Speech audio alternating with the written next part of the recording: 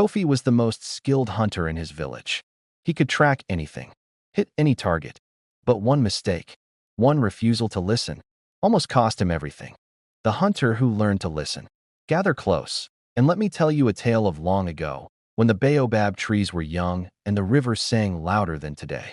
In a village nestled along the great Niger River, there lived a young hunter named Kofi.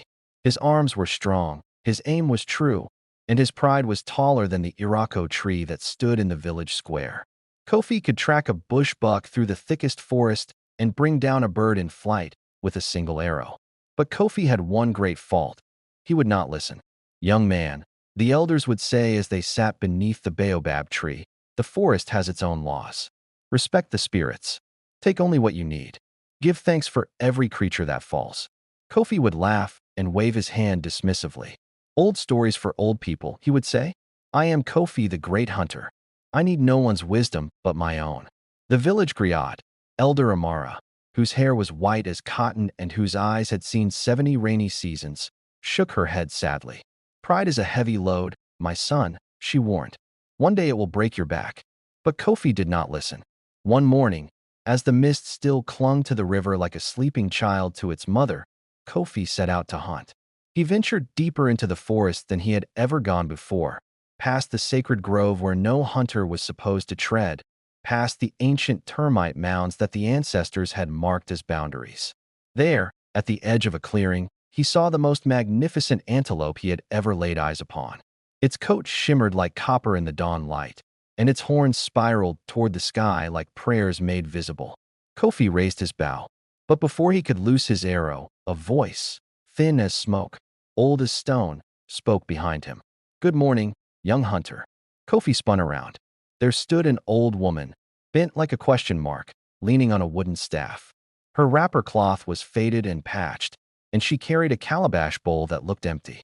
"I am hungry," she said simply. "Do you have food to share?" Kofi frowned. His pouch held only dried yam and smoked fish, his provisions for 3 days of hunting. "Old woman, I am on an important hunt. I have no time for beggars." The woman's eyes, sharp and bright as stars, studied him. "I see. Then perhaps you would be interested in a trade instead. I have 3 gifts to offer you, powerful gifts from the old ways. In exchange, all I ask is that you fetch me water from the river and share your food." Kofi hesitated. He looked at the magnificent antelope, still grazing in the clearing. 3 magical gifts could make him the greatest hunter in all the land. But the elder's warnings echoed faintly in his mind like distant drums. "What gifts?" he asked suspiciously. The old woman smiled, revealing gaps where teeth had once been. "The first is an arrow that never misses. The second is a whistle that calls any animal to you. The third is eyes that can see in complete darkness." Kofi's heart raced. With such gifts, he would be unstoppable. He would bring back more game than any hunter in the village's history. Songs would be sung about him. "But remember," the woman said, her voice suddenly serious, "magic always has a price. These gifts will serve you well only if you use them with wisdom and humility. If you use them with pride and greed, they will turn against you." Wisdom and humility, Kofi thought to himself. More words from old people who have forgotten what it means to be young and strong. "I accept," he said quickly. He fetched water from a nearby stream, though he grumbled at the delay and reluctantly shared half his provisions. The old woman ate slowly, savoring each morsel. When she finished, she reached into her wrapper and pulled out 3 objects: a single arrow with black feathers, a small wooden whistle carved with strange symbols, and a leather pouch containing a dark powder. "Rub the powder on your eyelids when darkness falls," she instructed. "But heed my words, young hunter. Take only what you need. Give thanks for what you receive. Honor the balance." Kofi barely heard her. He snatched up the gifts and turned back to the clearing. But the magnificent antelope was gone. No matter. He had 3 days, and now he had magic. For the rest of that day, Kofi hunted like a man possessed. He used the whistle to call animals to him: bush pigs, guinea fowl, even a young leopard that he shot without hesitation. The arrow never missed, and each time he loosed it, it returned to his quiver, ready to be used again. By nightfall, he had killed more game than he could possibly carry. He left half the carcasses in the forest, taking only the finest cuts for himself. Tomorrow I will bring back even more, he thought, rubbing the dark powder on his eyelids. I will show the village what a true hunter can do. His eyes began to glow with a faint golden light, and suddenly the forest at night was as clear as day. He could see every creature, the owls in their roosts, the snakes coiled in the branches, the field mice scurrying through the undergrowth. But as Kofi walked through the midnight forest, something strange began to happen. The trees seemed to lean away from him. The night birds fell silent. And in the distance, he heard drums, not the familiar drums of his village, but ancient drums that beat like a giant's heart. Boom, boom, boom, boom, boom, boom. Who dares to take without giving? The drums seemed to say. Who dares to waste what the forest provides? Kofi laughed nervously and pressed on toward his village. But the forest had other plans. The path home, which should have taken an hour, stretched on and on. No matter how far Kofi walked, he never reached the river. The trees grew thicker, their roots rising up like grasping hands. The drums grew louder. Boom, boom, boom, boom, boom, boom. Then, in a clearing ahead, Kofi saw a fire burning.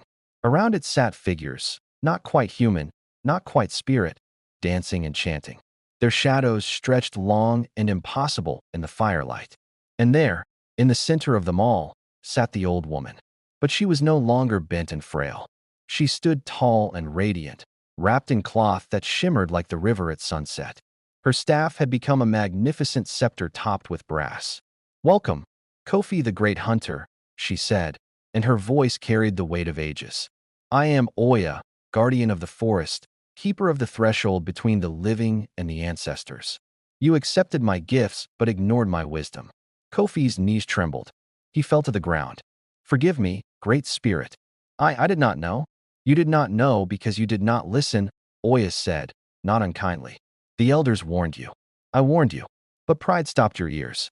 Tell me, Kofi, why did you kill the young leopard? What will you do with 10 bush pigs? Why did you leave good meat to rot in the forest?" Kofi had no answer. Shame washed over him like the river in flood season. "I was wrong," he whispered. "I wanted glory. I wanted people to sing songs about me. I wanted to prove I needed no one's wisdom." Oya nodded slowly. "And what have you learned?" Kofi thought of Elder Amara's words. Pride is a heavy load. He thought of all the animals he had killed wastefully. He thought of the food rotting in the forest while children in his village sometimes went hungry. "I have learned," he said slowly, "that a hunter without wisdom is not a hunter at all. He is just a man with weapons. I have learned that the gifts of the forest are not mine to waste. And I have learned." He paused, tears streaming down his face.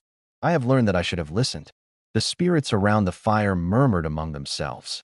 The drums beat softer now, like a lullaby. Oya's expression softened. "You have learned, and learning is the beginning of wisdom. I will give you a choice, Kofi. You may keep the magical gifts and return to your village as the greatest hunter in the land. But your pride will grow with every kill, and eventually, it will destroy you and bring misfortune to all you love." She paused, letting her words sink in. "Or you may return the gifts to me. Go back to your village as you were, and spend the rest of your days learning from the elders and teaching others to honor the balance. You will never be famous. Songs will not be sung about you. But you will live with a light heart and the respect of the ancestors." Kofi did not hesitate. He removed the powder from his eyelids, took the whistle from around his neck, and held out the arrow. "Take them back, Great Oya. I choose wisdom over glory." The forest spirit smiled, a smile like sunrise breaking over the river. "You have chosen well, my son. Return to your village. Listen to the elders. And remember, the greatest hunter is not the one who takes the most, but the one who gives the most back." She touched his forehead with her staff, and instantly, Kofi found himself standing at the edge of his village as dawn broke over the river. From that day forward, Kofi was a changed man. He sat at the feet of Elder Amara and the other village elders, learning their stories and their wisdom. He hunted only what his family needed and always gave thanks to the forest for its gifts. He taught the young hunters to respect the old ways and to listen to those who had walked the path before them. He never became famous. No songs were sung about Kofi the Great Hunter. But on the day he died, many seasons later, the entire village gathered to honor him. Elder Amara, now ancient beyond counting, spoke over his body. "Here lies Kofi, who learned to listen. He was not the greatest hunter, but he was a great man. He knew that wisdom is the true wealth, and humility is the mark of strength. And to this day, when the elders of that village teach the children, they always end with this proverb: "The ear that listens to wisdom will never lead the feet astray, but the heart filled with pride will stumble even on a clear path." And so the story is told. So it has been passed down. So let it be remembered. If you have ears, listen. If you have pride, let it go. For the forest remembers all, and the ancestors are always watching. Type wisdom in the comments section if you like this story. Don't forget to subscribe for more mind-blowing African stories.